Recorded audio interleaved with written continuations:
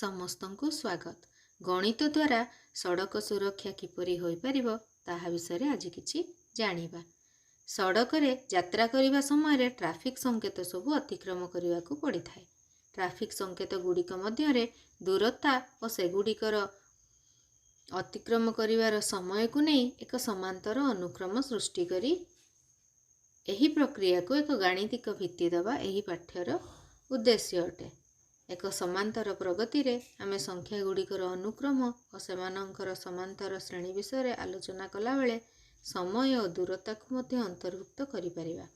ଉଦାହରଣ ସ୍ୱରୂପ, ଯେତେବେଳେ ଗୋଟିଏ କାର୍ ବା ଲଘୁଯାନ ବା ଗୁରୁଯାନ ସଡ଼କ ପଥରେ ଗୋଟିଏ ସ୍ଥାନରୁ ଅନ୍ୟ ଏକ ସ୍ଥାନର ଦୂରତା ଅତିକ୍ରମ କରେ ଓ ଉକ୍ତ ଦୂରତାକୁ ଅତିକ୍ରମ କରିବା ପାଇଁ ଯେଉଁ ସମୟ ନିଏ ତାହାକୁ ଆଧାର କରି ଆମେ ଏକ ସମାନ୍ତର ପ୍ରଗତି ତିଆରି କରିପାରିବା। ଆସ ସମାନ୍ତର ପ୍ରଗତି ବିଷୟରେ ପ୍ରଥମେ ଟିକେ ଆଲୋଚନା କରିବା। ସମାନ୍ତର ପ୍ରଗତିର n-ତମ ପଦ ନିର୍ଣ୍ଣୟ। ସମାନ୍ତର ପ୍ରଗତିର ପ୍ରଥମ ପଦ a ଓ ସାଧାରଣ ଅନ୍ତର d ନେଲେ t1 = ଆମେ କେତେ ପାଇବା? a ପ୍ରଥମ ପଦ, t2 = ଦ୍ୱିତୀୟ ପଦ, ତେଣୁ a + d। ଆମେ a + d କୁ କ'ଣ ଲେଖିପାରିବା? a + 2 - 1 × d। ସେହି ପ୍ରକାରରେ ତୃତୀୟ ପଦ t3 = a + 2d = ୟାକୁ ଲେଖିପାରିବା a + 3 - 1 × d। ସେହି ପ୍ରକାରରେ t4 ପଦ a + 3d = a + 4 - 1 × d। କାହିଁକି ଏଠି 3d 2d d ହେଲା? ଏଠି ସାଧାରଣ ଅନ୍ତର d ଧୀରେ ଧୀରେ ଗୋଟେ ଗୋଟେ ବଢ଼ି ବଢ଼ି ଯିବ, ତେଣୁ ଏଠି d ଆଉ ଗୋଟେ d ବଢ଼ିଲା, 2d ଆଉ ଗୋଟେ d ବଢ଼ିଲା, 3d, এই ପ୍ରକାର ଗୋଟିଏ ଗୋଟିଏ d ବଢ଼ି ବଢ଼ି ଯିବ। ଆମେ ତାହେଲେ ଲାଷ୍ଟ ପଦ ବା n-ତମ ପଦ tn କୁ କ'ଣ କହିପାରିବା? এই ପ୍ରକାରରେ କରିପାରିବା a + ଚତୁର୍ଥ ପଦରେ 4 - 1 ହେଲା, ତୃତୀୟ ପଦରେ 3 - 1, ଦ୍ୱିତୀୟ ପଦରେ 2 - 1, n-ତମ ପଦରେ କେତେ ହେବ? n - 1 × d। ତେଣୁ ସାଧାରଣ ପଦ ବା n-ତମ ପଦର ସୂତ୍ର ଆମେ କ'ଣ ପାଇଲେ? tn = a + n - 1 × d। ଆସ ଉଦାହରଣ 1 କୁ କରିବା। a ଓ b ମଧ୍ୟରେ ଦୂରତା 150 କିଲୋମିଟର। a ଓ b ମଧ୍ୟରେ 10ଟି ଟ୍ରାଫିକ୍ ସଂକେତ ଅଛି। ଗୋଟିଏ କାର୍ ଘଣ୍ଟା ପ୍ରତି 60 କିଲୋମିଟର ବେଗରେ aରୁ ବାହାରି ସମସ୍ତ ଟ୍ରାଫିକ୍ ସଂକେତ ଅତିକ୍ରମ କରି 2 ଘଣ୍ଟା 30 ମିନିଟରେ bରେ ପହଞ୍ଚେ। ମାତ୍ର ଅନ୍ୟ ଦିନମାନଙ୍କରେ ଅତ୍ୟଧିକ ଭିଡ଼ ଯୋଗୁଁ ନିମ୍ନମତେ ବିଭିନ୍ନ ଟ୍ରାଫିକ୍ ସଂକେତ ପାଖରେ କାର୍କୁ ଠିଆ ହେବାକୁ ପଡ଼ିଥାଏ। ପ୍ରଥମ ଟ୍ରାଫିକ୍ ସଂକେତ 1 ମିନିଟ୍, ଦ୍ୱିତୀୟ ଟ୍ରାଫିକ୍ ସଂକେତ 2 ମିନିଟ୍ ଏବଂ ଦଶମ ଟ୍ରାଫିକ୍ ସଂକେତ ପର୍ଯ୍ୟନ୍ତ 10 ମିନିଟ୍।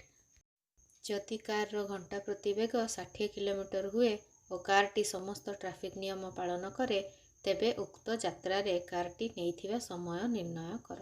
କ୍ରମାନ୍ୱୟରେ 1 ଠାରୁ 10 ପର୍ଯ୍ୟନ୍ତ ଟ୍ରାଫିକ୍ ସଂକେତରେ ଅଟକିବା ସମୟଗୁଡ଼ିକ ଏକ ସମାନ୍ତର ପ୍ରଗତି ବିଶିଷ୍ଟ।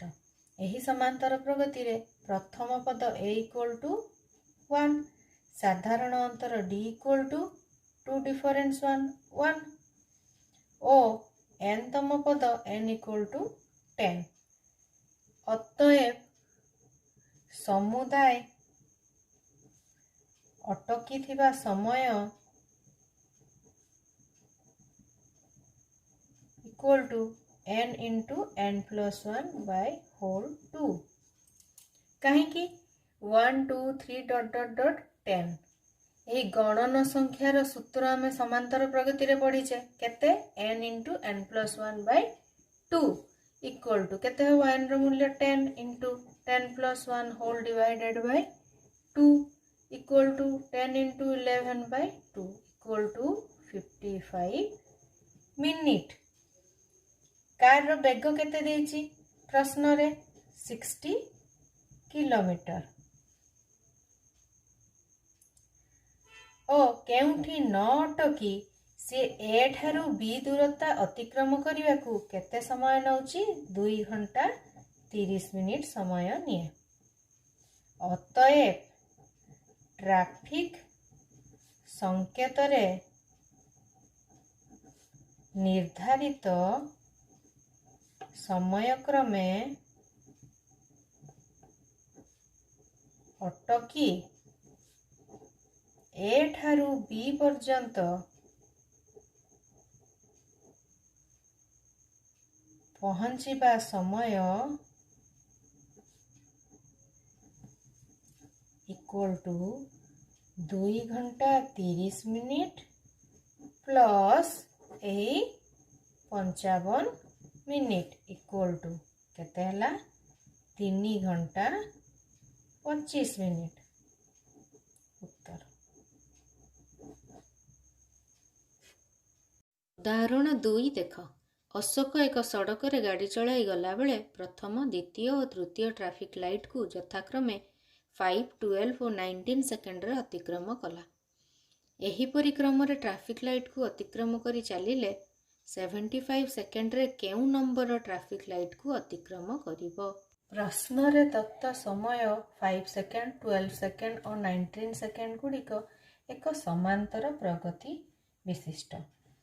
ଏହି ସମାନ୍ତର ପ୍ରଗତିରେ ପ୍ରଥମ ପଦ a = 5 ଓ ସାଧାରଣ ଅନ୍ତର d = 12 ଡିଫରେନ୍ସ 5 = 7। ଧରାଯାଉ 75 ସେକେଣ୍ଡରେ ଅଶୋକ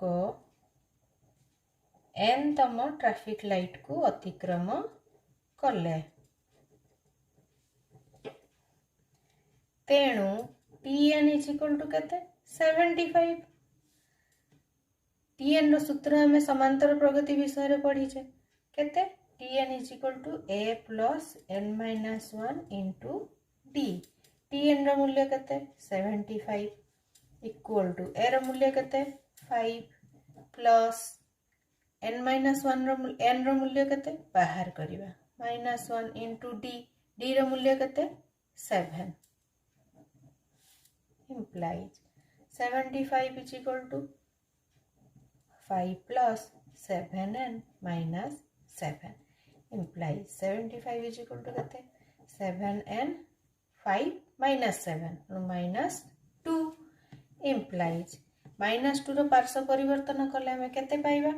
75 plus 2 = 7n implies ତାହେଲେ 7n = ଆମେ କେତେ ପାଇଲେ? 77 implies n = କେତେ? 7 ତାର ପାର୍ଶ୍ୱ ପରିବର୍ତ୍ତନ କରିବ ଆଉ କ'ଣ ହବ ଏଠି? n ରେ 7 ଗୁଣନ ହେଇଛି, ଡାହାଣ ପଟକୁ ଆସିଲେ କ'ଣ ହବ? ହରଣ ହବ। 77/7 implies n = କେତେ ପାଇଲେ ଆମେ? 11। ଅତଏବ ଅଶୋକ 75 ସେକେଣ୍ଡରେ 11ଟି ଟ୍ରାଫିକ୍ ଲାଇଟ୍ ଅତିକ୍ରମ କରିବେ। ଉତ୍ତର। ଧନ୍ୟବାଦ।